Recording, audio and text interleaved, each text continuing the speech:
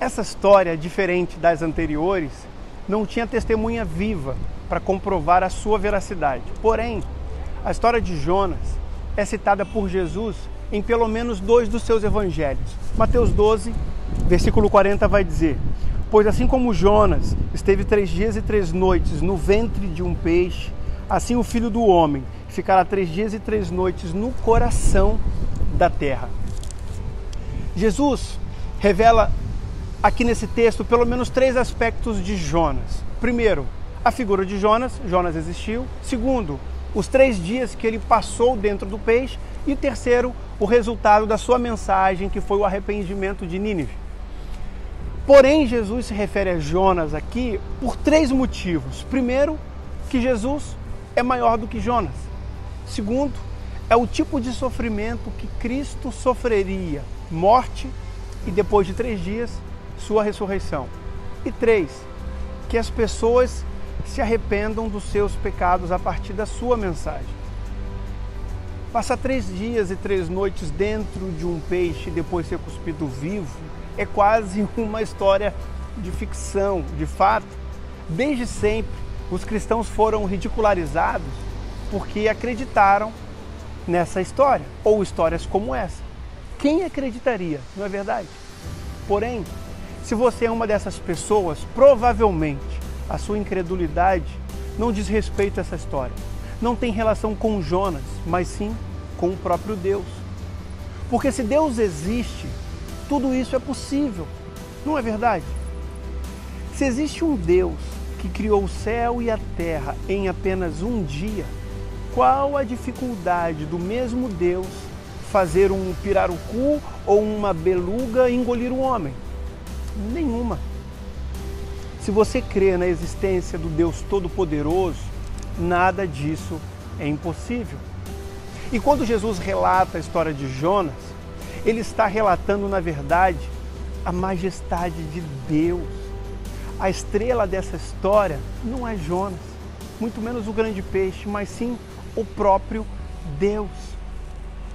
Muitos cristãos estão acostumados a ouvir a respeito dessa história e focar no profeta fujão.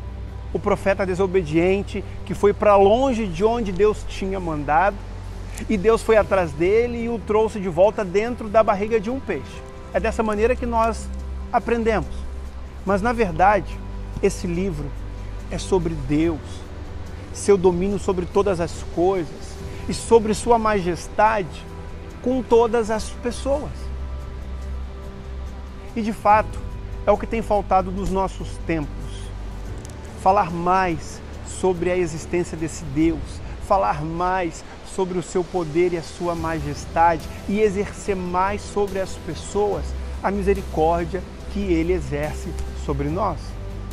Principalmente sobre as pessoas que nós não temos empatia e que em muitos casos ficamos com raiva quando elas se convertem, quando elas mudam de vida.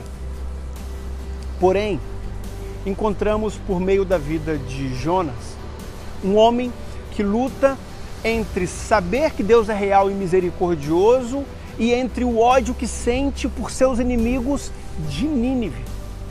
Ele lutava com aquele senso de justiça que ecoa dentro de todos nós o tempo todo. Não é justo que Deus perdoe esse povo incrédulo. O Senhor pode perdoar qualquer pessoa, menos aquele assaltante, menos o traficante, menos o assassino, o caloteiro. Esse povo é mau, esse povo é muito ruim. E se eu pregar a palavra naquele lugar, eu já sei o que vai acontecer. O Senhor vai perdoar todo aquele que se arrepender. Jonas lutava com aquele senso de justiça que diz que as pessoas têm que pagar pelos pecados cometidos, principalmente os que foram cometidos contra ele, contra sua família e contra o próprio Deus. Esse era o coração de Jonas. Esse desejo de vingança não é só de Jonas, não é verdade? Às vezes, esse desejo se instala em meu coração, em seu coração. Você julga que aquelas pessoas que te feriu não merecem o perdão de Deus e não merecem um recomeço. Você diz em seu íntimo, não é justo que essa pessoa se saia bem depois de todo o mal que ela cometeu. Não é justo que essa pessoa que fez tanto mal para mim seja abençoada enquanto eu estou aqui sofrendo. Jonas lutava, sim, com sua falta de perdão. Ele não queria perdoar. Ele não achava justo um povo que fez tanto mal receber o perdão de Deus da noite para o dia. A história que Jesus relata é um desafio para que você viva como Jesus, compassivo, como é o nosso Pai que está nos céus, para que estendemos a mesma misericórdia que Deus nos estendeu. Jonas foi salvo por um grande peixe, é verdade, mas não queria conceder a grande salvação ao povo de Nínive. O irônico é que na história de Jonas, todas as coisas obedecem prontamente a Deus.